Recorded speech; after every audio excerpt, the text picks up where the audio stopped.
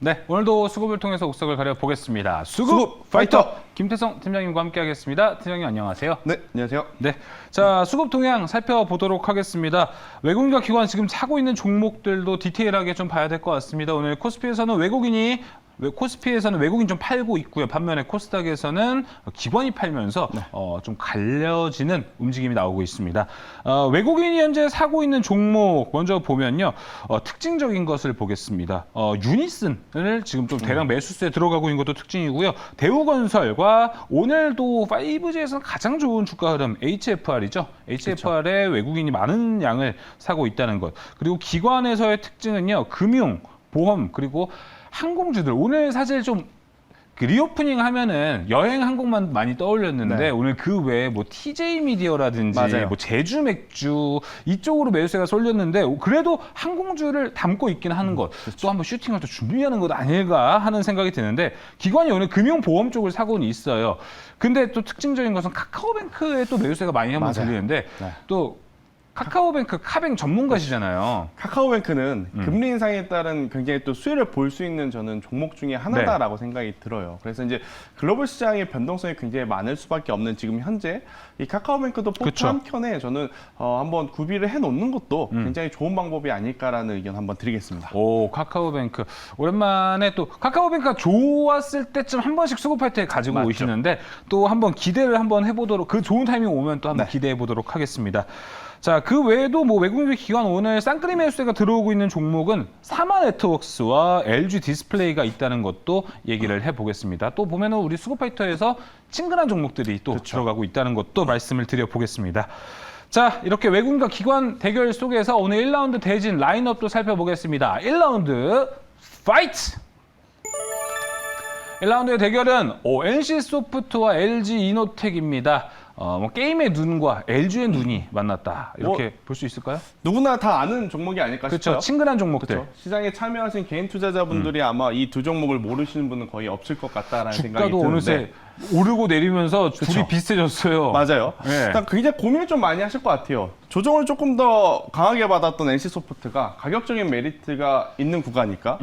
아니면 LG이노텍 굉장히 이 좋은 모습을 보였죠. 시장의 변동성이 그쵸. 있었음에도 불구하고 LG이노텍만은 굉장히 좋은 모습을 보이면서 계속 좋은 퍼포먼스를 보였는데 이 종목이 더 갈 것인가? 이제 아마 많은 개인 투자자분들이 두 종목을 지금 이제 비교 분석하시는 분들이 많을 것 같아요. 그렇습니다. 그래서 NC소프트냐 아니면 LG이노텍이냐 그것을 한번 오늘 말씀드려보도록 하겠습니다. 네. NC소프트와 LG이노텍 좋은 기업이면 틀림없는데 좋은 주식이라는 관점에서 봤었을 때 그렇죠. 오늘 NC소프트와 LG이노텍 한번 갈릴 것 같습니다. NC소프트와 LG이노텍 좋은 주식 더비입니다. 1라운드 승자 확인해 볼게요.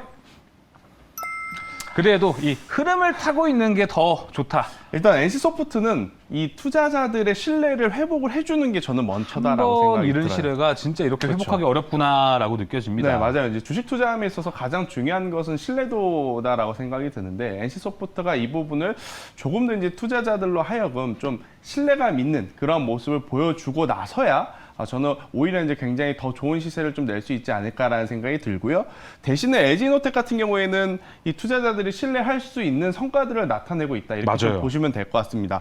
뭐 강학솔루션 같은 경우에는 이 애플의 아이폰의 판매 대수가 이제 조금 부진하다 보니까 당연히 조금은 부족할 수 있어요. 부진할 수는 있어요. 하지만 지금 LG이노텍 같은 경우에는 과거처럼 광학솔루션에만 목을 매는 것이 아니고 전장사업부의 실적의 확대가 이제 더 중요한 포인트다라고 보시면 될 것 같습니다. 즉 LG이노텍 같은 경우에는 이제부터 전장사업부가 얼마만큼의 적자를 축소하고 얼마만큼의 이 흑자 전환을 빠르게 이루어내는지 여부가 이제 가장 중요한 그러한 부분이기 때문에 LG이노텍 외형 성장에 대한 기대감은 굉장히 강하죠. 전장 사업부가 이제 막 시작하는 단계이기 때문에 또 애플카에 대한 기대감도 여전히 그렇죠. 높기 때문에 그래서 LG이노텍 같은 경우에는 잠시 후에 차트를 보시면 제법 많이 올라온 위치이긴 하지만 그러니까요. 저는 현재 구간에서의 조정을 기다려서 매매를 하신다면 굉장히 또 좋은 성과를 거둘 수 있는 것도 LG이노텍이 아닐까라는 의견 한번 드려보도록 하겠습니다. 네, LG이노텍 이야기 잘 들어봤습니다. 사실 방금 말씀해 주신 것처럼 LG이노텍 좋은 기업이고요. 주가 상승이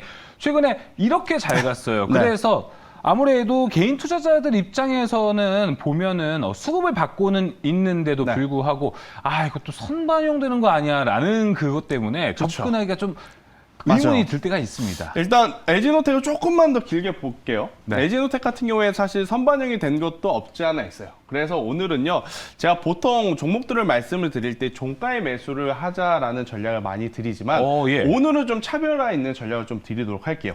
지금 당장 매수를 하기보다는 좀 기다렸으면 좋겠습니다. 어느 가격대까지? 저는 박스권을 좀 그렸을 때 35만 원에서 38만 원 그 매수 밴드 가격 안에서 분할로 매수를 하는 게 네. 가장 중요한 포인트다라고 생각이 들어요. 여러분들이 생각하는 것, 선반영이 된 것, 저는 다 반영이 되었다라고 생각이 들어요. 그러면 바로 가기보다는 당연히 기간 조정이 어느 정도는 나올 가능성이 높다. 그렇기 때문에 LG노텍은 조금 더 기다렸다가 35만 원에서 38만 원 사이에 매수를 하셨어요.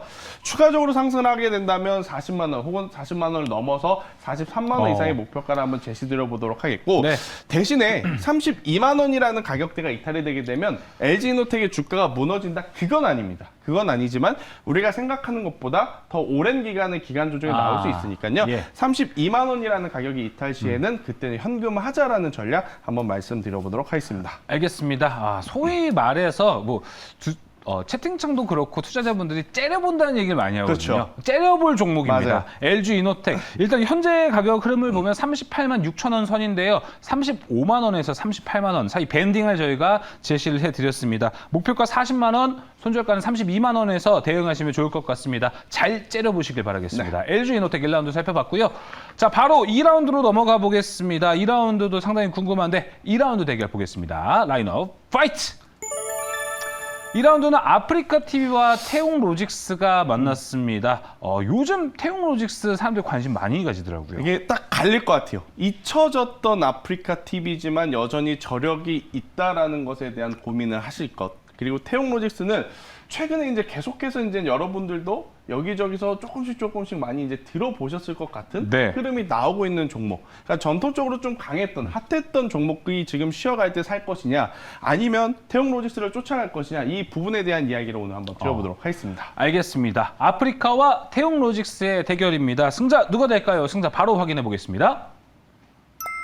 태용로직스입니다. 사실 어제부터 물류 관련 종목들이 그쵸? 좋은 흐름을 이어갔는데 오늘도 나쁘지는 않습니다. 네. 추세가 왔다 좀 이렇게 봐도 될까요? 추세가 이제 막 형성이 되고 있기 때문에 계속해서 추적 관찰을 해야 된다라는 이야기를 한번 드려보면서 추적 오늘 많이 째려봐야 되네요. 네, 일단 태용로직스의 가장 큰 장점은요, 특정한 나라와 연결되어 있는 것이 아니고 다수의 나라와 지금 협력 관계를 굉장히 긍정적으로 잘 관리를 하고 있다라는 겁니다. 지금 이제 지정학적 리스크에 따라서 물류 이동에 따른 굉장히 어려움들이 많은 기업들이 많거든요.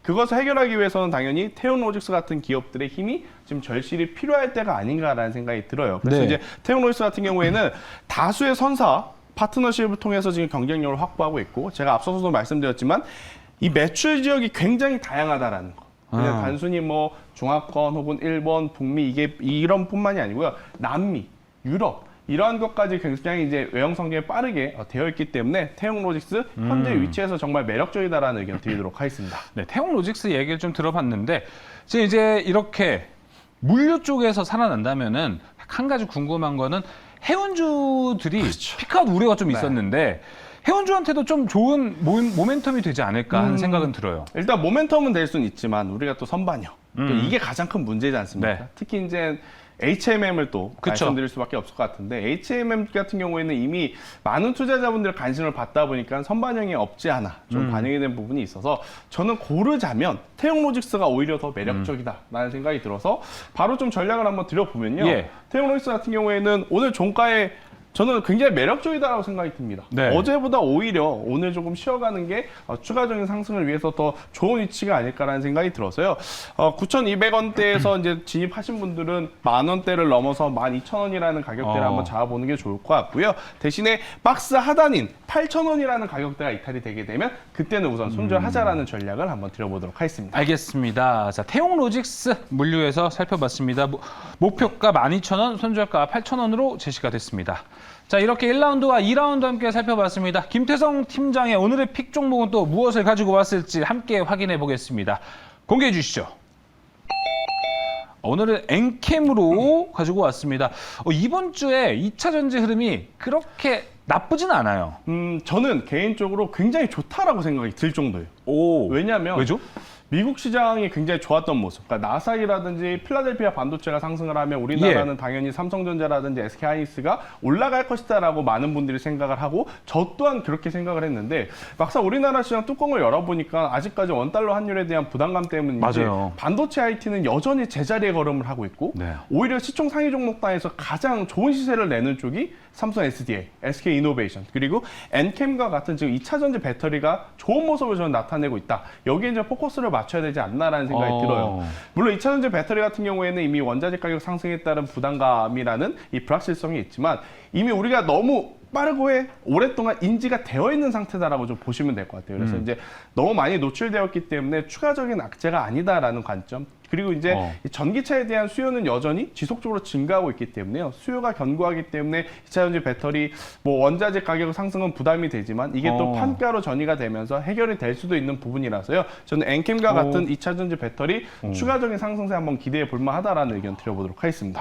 일단 반도체가 사실 좀 쉽지 않은 흐름인데 반대로 그래도 2차 전지가 희망이 있는 그렇죠. 모습을 좀 연출하고 있다는 것으로 좀 보일 수 있겠습니다. 자, 그러면 엔캠 가격 전략도 어떻게 봐야 될지 함께 살펴보겠습니다. 네, 일단 뭐 엔캠 같은 경우에 오늘 정말 좋은 모습을 보이고 있습니다. 최근에 이제 상승하기 직전의 박스 흐름에서 오늘 양봉을 좀 그려주고 있기 때문에요. 종가에 매수를 하실 분들은 저는 충분히 종가에 접근 가능하지 않을까라는 생각이 들어서요. 네. 목표가는 12만 원을 한번 제시드려 보도록 하겠고요. 대신에 밀렸을 경우에는 손절가 8만 원 말씀드리도록 하겠습니다. 알겠습니다. 자, 김태성 팀장님의 오늘의 공략 준이야 바로 엔캠이었습니다. 목표가 12만 원, 손절가도 8만 원으로 제시가 됐습니다.